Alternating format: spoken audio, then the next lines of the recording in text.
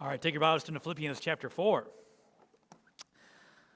Philippians chapter 4. John 3:16 is probably the most famous verse in the Bible, I would think, right? I'm a big sports fan. If you watch sporting events, sometimes you'll see signs hanging up, John 3:16. Sometimes at a football game, behind the uprights, there's somebody holding a sign that says John 3:16 is proclaimed all around, and even at sporting events, you see that sign. But as we continue to study through famous verses in the Bible, in their context, the rest of the story, these verses that we quote and hear, what does it mean around them? What do the verses really mean in their original intent? Here's another verse that I see at sporting events. In fact, I've seen this verse on the shoes of basketball players written out. The reference, I've seen that. I've seen it on football players. They have like the black under their eyes, and they have the verse under their eyes. I had a picture, I didn't bring it, but I had a picture on the internet I saw this week of a guy that had the eye black on, and he had this reference under his eyes, all right? And so even in sports, this is a verse that is used often, not usually used in context. So we're going to talk about that today. So let's turn to Philippians 4, verse 13. We'll start there. Philippians 4:13. Many of you could quote this verse. We're talking about, I can do all things through Christ. Philippians 4:13. Let's read it together with me, would you? Philippians 4:13, or quote it if you don't need to read it. Here we go.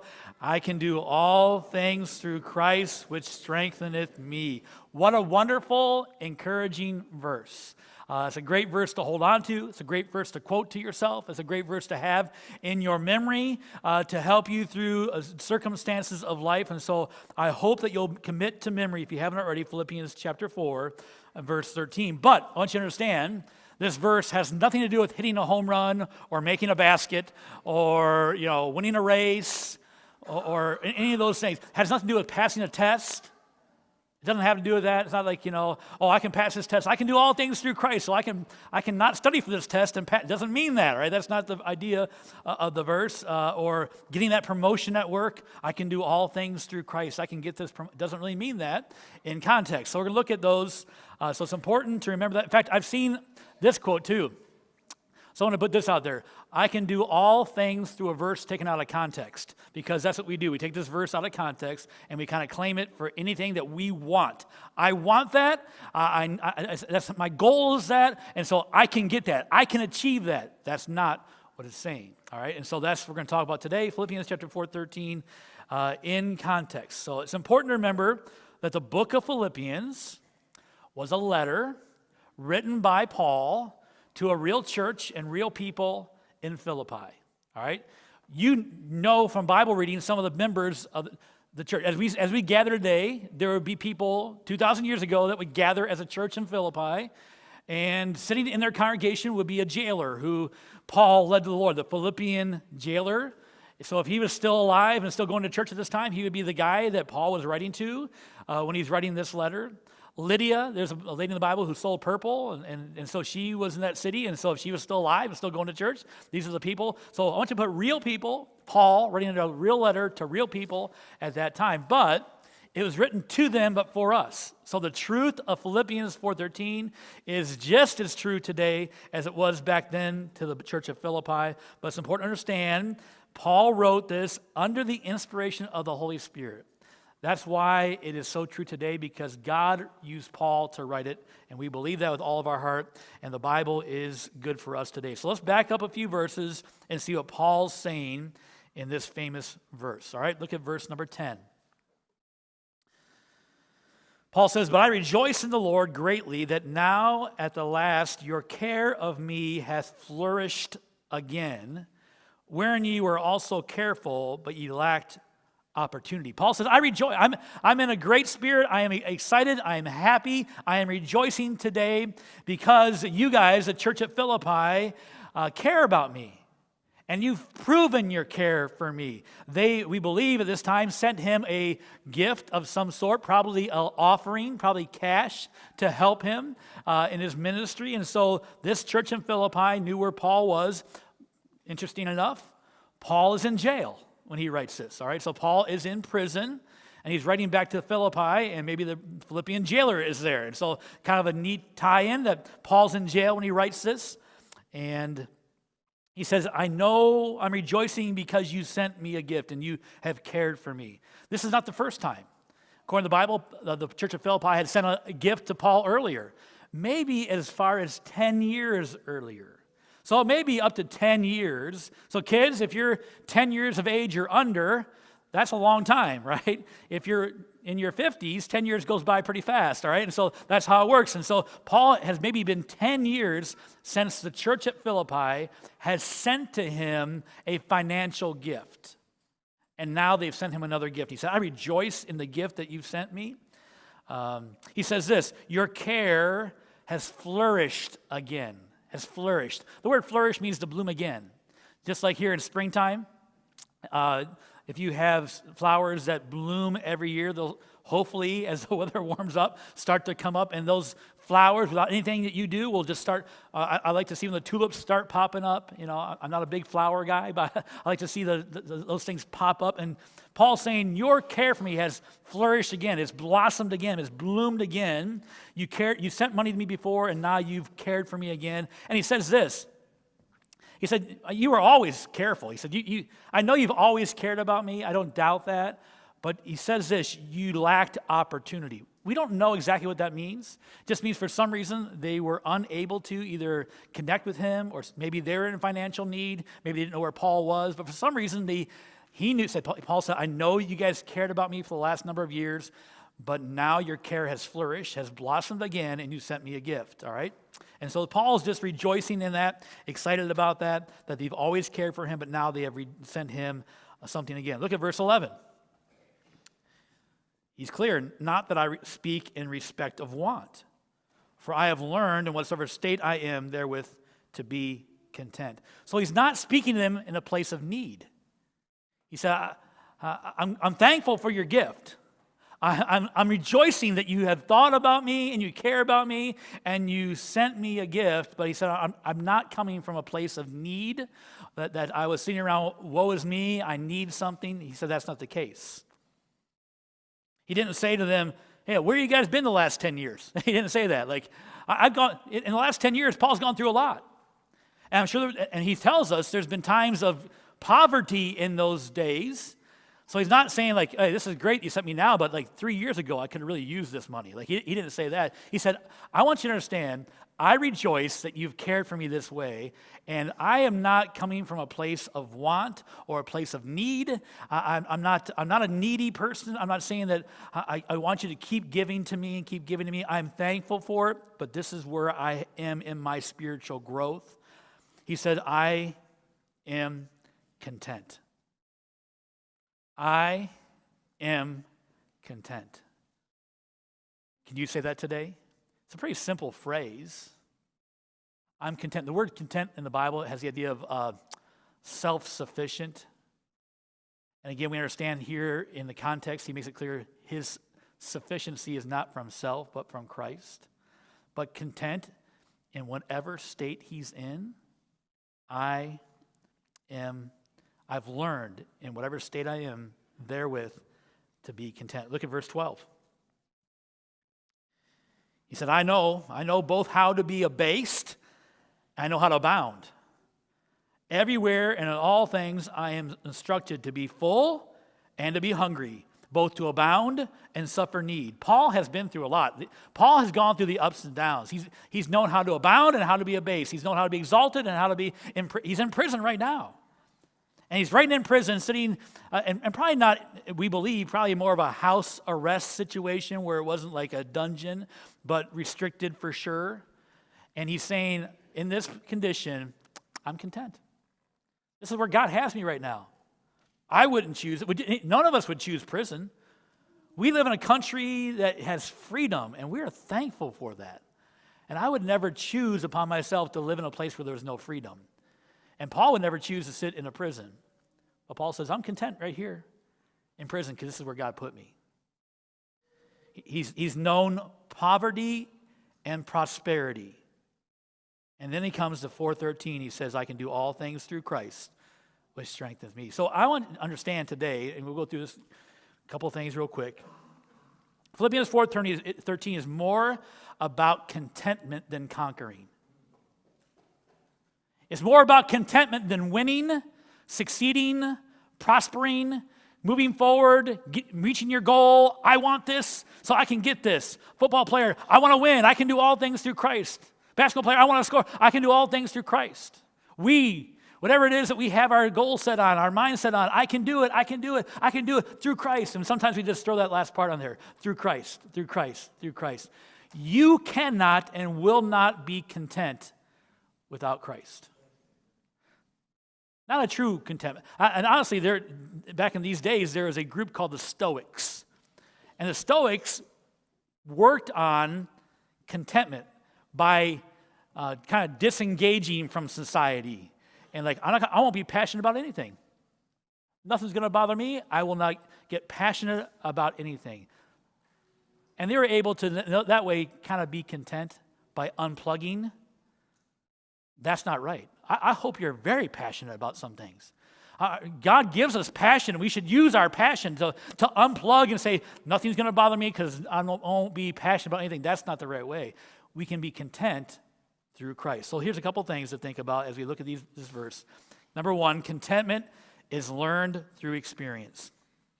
Contentment is learned through experience. He says, I have learned to be content. I've gone through the ups and downs. I've been through some good times and bad times, and I've learned to be content. Can I ask you, have you learned to be content? Things may be good right now. Are you content? When things are going difficult and rough times and things are not going your way, can you be content? Paul says, I had to learn this. It's not something that comes natural. This world, our world that we live in, is full of discontent, right? Our world is full of people that are not content, not happy, not always wanting more. In fact, listen, every advertisement that you see is geared to make you more and more discontent. How can I be happy if I don't have that new car? How can I be happy if I don't go on vacation there? How could I ever not want to go to that? Look how fun they're having. Look how it's sunny there and it's snowing here. How can I ever be happy sitting here? That's what advertising wants to do. Like maybe not to that extreme, but they're trying to plant in your mind and in your heart a desire for something different than you have. That's what discontent is. And so we live in this culture, this world, where discontent is all around us, and we need to learn to say, I am content. Again, this is not saying that you don't want something different. We were talking the other day, like, I would love to go on more trips, and I've always wanted to go to Australia. My daughter said, why do you want to go to Australia? I said, well, I don't know. I just always wanted to go. They speak English, but it's tropical. It's a far away. They have a good accent. There's all kinds of reasons why. Shrimp on the Barbie. I'll go for all that kind of stuff. Anything. I like the Outback restaurant. I mean, it's all Australia, right? So, I mean, it's all good. There's all kinds of reasons. I don't know. I just always wanted to go to Australia. Actually, I would go anywhere. I like to travel, taste new things. My wife is always hesitant to let me go other places because I'll eat anything that the missionary says is okay to eat. So if the missionary gives me the okay, I'll try it. So I've tried a few things that she wasn't very happy about, but it doesn't matter. She's not there. She's thousands of miles away, so I can do whatever I want. Content. So in verse 12, he says this, that he is instructed. That word instructed is interesting. Now, we study the Greek. Pastors often study the Greek. You don't need to know Greek to understand the Bible. Just to make that very clear. You can just read the Bible and understand it. But sometimes we like to look at the Greek because it gives us a little deeper understanding. So this word instructed is a very interesting word. It's not used anywhere else in the New Testament. But it was used often in culture. But it wasn't used anywhere else in the New Testament. It's the idea, this word instructed, was the idea of being initiated into something mysterious. So even the pagan cultures would, like when you joined these other pagan churches and stuff, as you got deeper and deeper in, they would teach you more and more of the secrets of the temple. And you're initiated into levels of understanding of the mysteries. I joke around with people when they join our church. I say, oh, good, you're a member of the church. Now I can teach you the secret handshake. There is no secret handshake. Wink, wink. All right, there is no secret handshake. All right, so if you're not a member, too bad. But no, there is no secret handshake. There's no secrets of the church. But that's the idea, to be initiated. Have you ever been initiated into something? I saw a video recently of a basketball player who was a rookie. It was his job to bring donuts to the practice that day, and he forgot them. Yeah, so by the time practice was over, he came to his car, and it was filled to the windows with popcorn. He opened the door, and it all poured out. Somehow, when he didn't do what he was supposed to do, he was initiated on the team. So there's a code on the sports teams that the rookies have to do certain things to kind of earn their way on the team. We had a practice when I was in high school. There was on the softball team. If you played on the softball team, there was an initiation process. I won't tell you all about it here, but we did. It was just kind of foolish and fun, and we did it. And so when I was in grade 10 and I started playing softball, I had to go through the initiation on the softball team. Paul said, I've been initiated into contentment.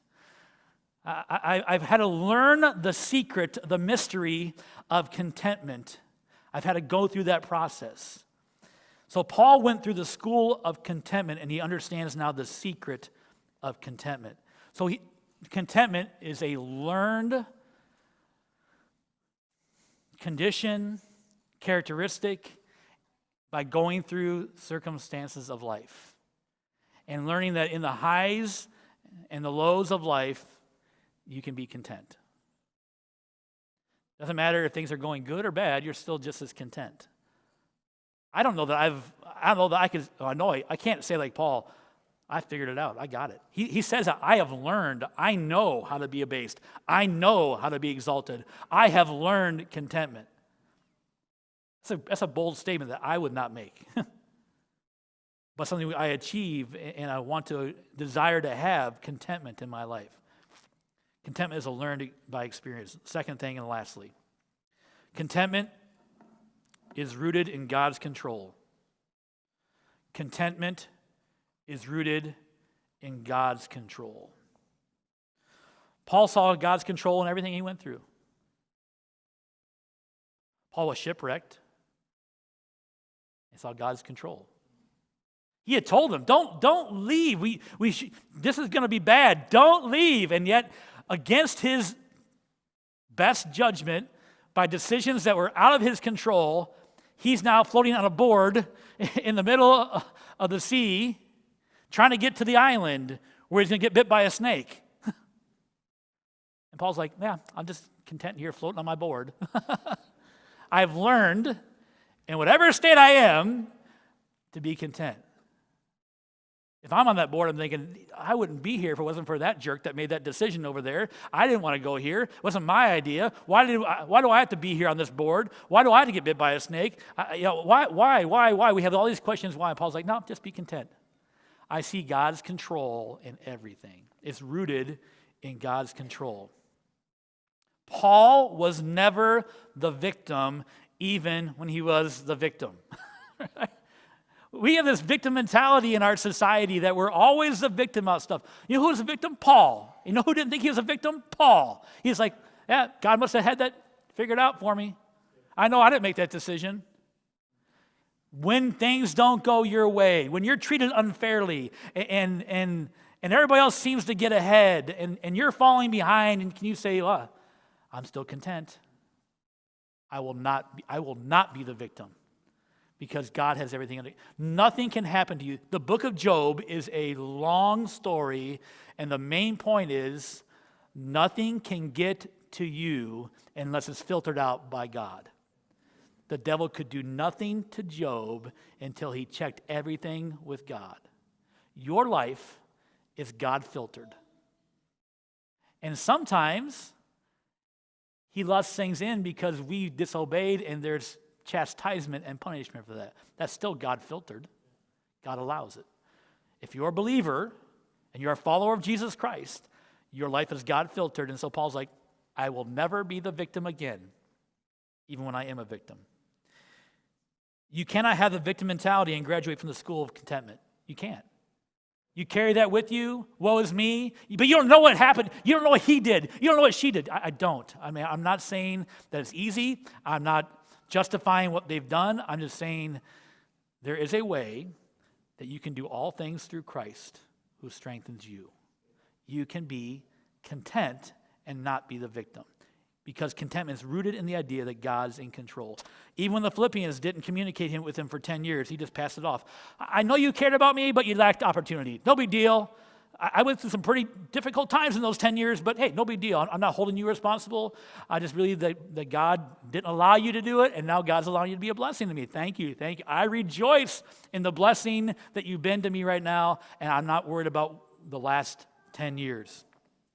He saw God's control in poverty and prosperity. We all see God's control in blessing, right? Oh man, it's been a great day. I had this. Oh, thank you, God, for the blessing. But do we see God's control in poverty and difficulty? Paul did. Paul saw God's control as he sat in prison. I've learned to be content. His contentment was independent of circumstances because he was dependent on God. Can you be content no matter what? Circumstances have zero to do with contentment. God's control has everything to do with contentment. And yet we ride this wave of contentment because we let circumstances determine how content, how happy, how we're going to, and we ride this up and down wave of life that we all go through, ebbs and flows. And Paul said, don't live life that way. Learn to be content. Because God's got everything under control. And your life is God-filtered. The question is, are you content today? Are you content today? Not can you conquer. Not can you accomplish. Can you get that promotion? Yeah, maybe. Can you score that basket? Yeah, maybe. Can you score? Yeah, maybe. Like all those things doesn't matter. That's not the point of the verse. The point is, are you content?